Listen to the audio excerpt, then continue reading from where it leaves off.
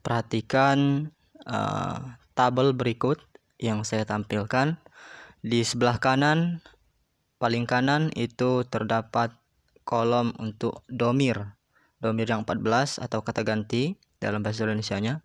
Huwa, huma, hum, hiya, huma, hunna, anta, antuma, antum, anti, antuma, antunna, ana, nahnu. Dan kolom kiri sebelahnya kolom dari domir, yaitu terdapat contoh, dan pada kali ini kita akan membahas contohnya dari kata yazhabu.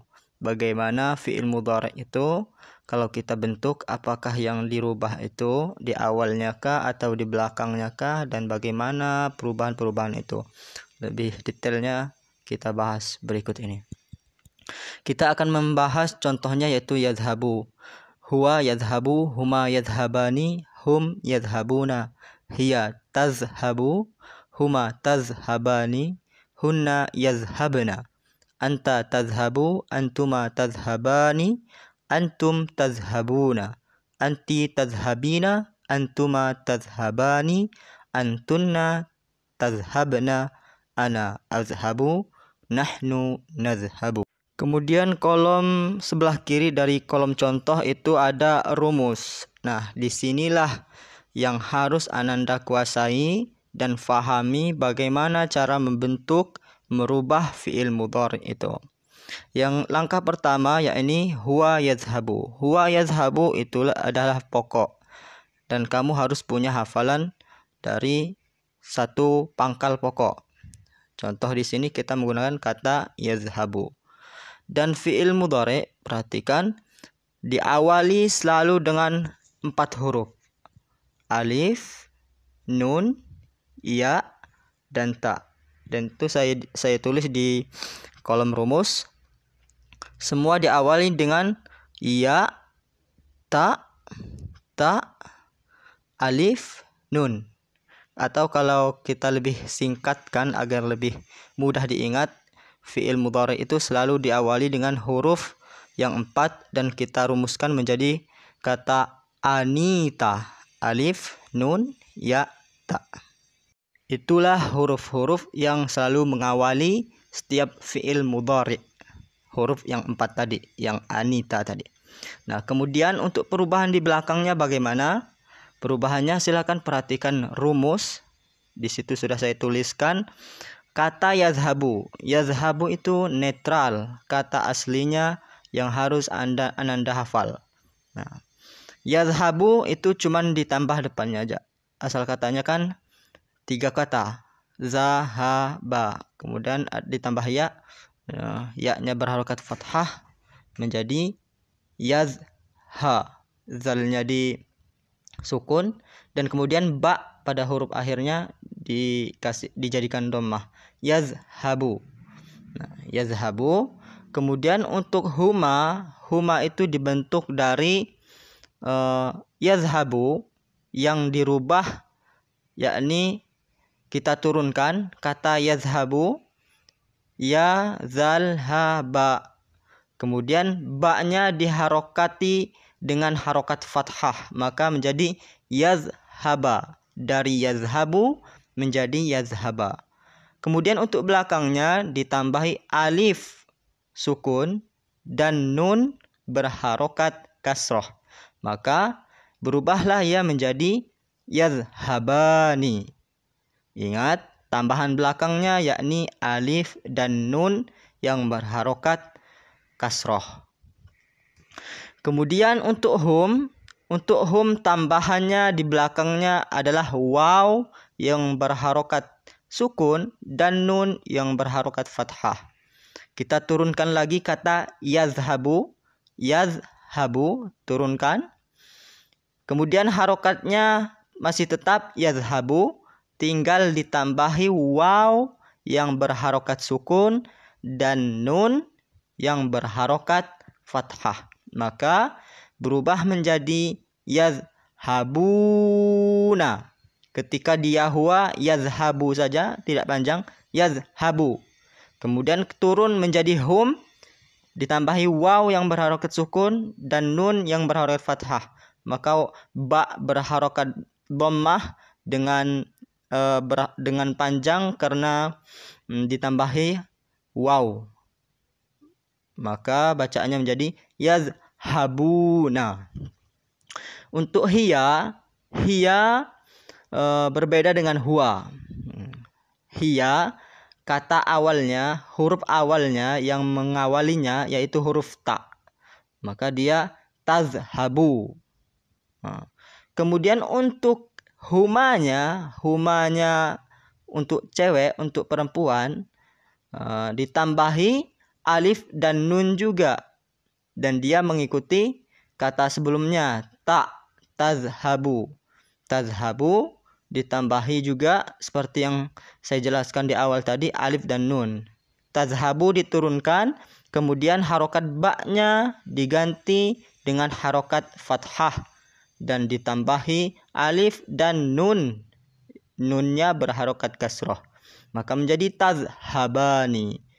Kemudian untuk harokat, untuk perubahan hunna berbeda. Hunna huruf yang mengawalinya huruf ya, maka dirubah menjadi yazhabu. Yazhabu. Kemudian harokat ba-nya diganti dengan harokat sukun, maka menjadi yazhab. Nah, kemudian tambahan huruf akhirnya ditambahi dengan nun yang berharokat fathah, dan berubahlah ia menjadi yazhab.